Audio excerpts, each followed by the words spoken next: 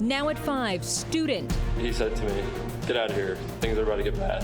After student. I just remember feeling a sensation on the back of my head, like a hot sensation. Sharing their stories about being at Marjory Stoneman Douglas on February 14th, 2018. I was grazed twice. Tonight, hear their stories as prosecutors build their case in the Parkland sentencing trial.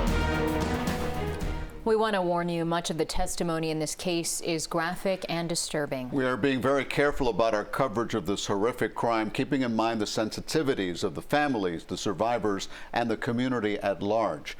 With that in mind, CBS 4's Joe Murray is outside the courthouse with more on today's testimony. Joan?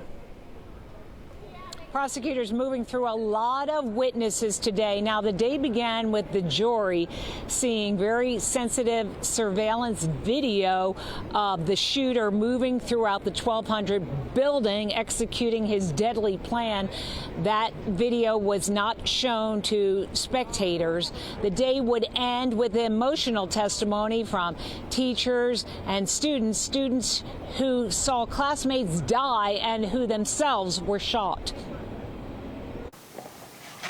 Which person are you pointing to? With the glasses on. Okay. Christopher McKenna positively IDing the Parkland shooter, day 2 of his sentencing trial, recounting how he unexpectedly ran into the shooter in a Stoneman Douglas stairwell as he was assembling his semi-automatic rifle 4 years ago. He was wearing a maroon shirt with a JROTC shirt with a backpack and a hat on.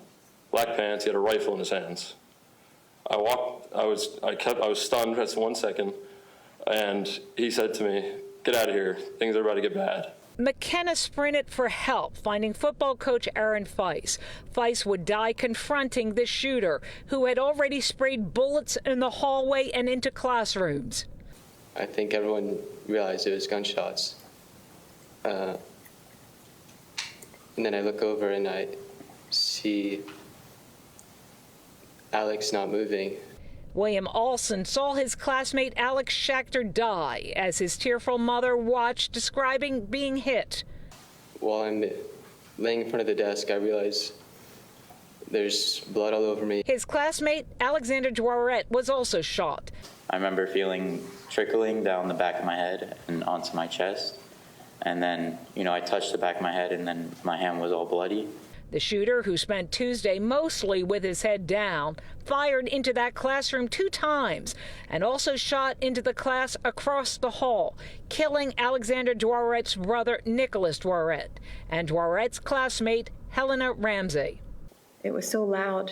I remember shaking. Teacher Dara Haas fought back tears, seeing 3 of her students die: Alex Schachter, Elena Petty, and Alyssa Alhadeff. Students were coming to my desk and screaming and shouting and coming over to any area they could. I turned around quickly, and that's when I saw that it was not a drill. Now, the defense has been filing a lot of motions, including today a motion for the jury to disregard the shooter's behavior in court. In that motion, they talk about that the shooter is currently on psychotropic drugs, and that does affect his demeanor. They do not feel that the jury should take that into consideration. One other thing happened late in the day.